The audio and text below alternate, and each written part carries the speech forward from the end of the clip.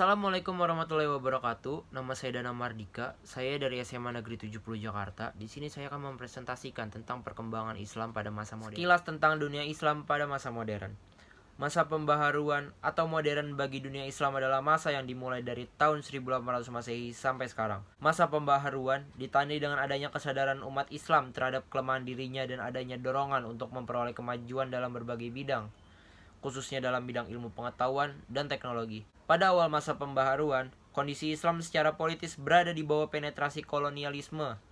Baru pada pertengahan abad ke-20 Masehi, dunia Islam bangkit memerdekakan negaranya dari penjajahan bangsa Barat atau Eropa. Perkembangan ajaran Islam pada masa modern. Menjelang dan pada masa awal-awal pembaruan, yaitu sebelum dan sesudah tahun 1800 Masehi, umat Islam di berbagai negara telah menyimpang dari ajaran Islam yang bersumber kepada Al-Quran dan hadis. Penyimpangan itu terdapat dalam hal ajaran Islam tentang ketauhidan telah tercampur dengan kemaksiatan, ditandai dengan banyaknya umat Islam yang menyembah selain Allah, juga menyembah makam yang dianggap keramat dan meminta tolong dalam urusan gaib, ada dukun-dukun dan orang yang dianggap sakti.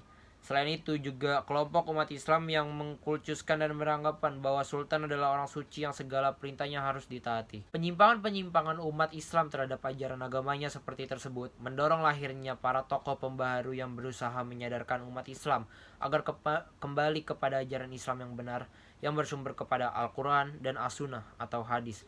Tokoh-tokoh pembaharu yang dimaksud antara lain Muhammad bin Abdul Wahab. Dia adalah seorang ulama besar yang produktif karena buku-buku karangannya tentang Islam mencapai puluhan judul, dan gerakan permunian ajaran Islam yang dilakukan oleh para pengikutnya dinamakan gerakan Wahabi. Farah Badawi At-Tahtawi atau At-Tahtau. Pemikirannya yang berkaitan dengan ajaran Islam antara lain, beliau menyuruh agar umat Islam dalam hidup di dunia ini tidak hanya mementingkan urusan akhirat, tetapi juga mementingkan urusan dunia, agar umat Islam tidak dijajah oleh bangsa lain. Jamaluddin Al-Afghani.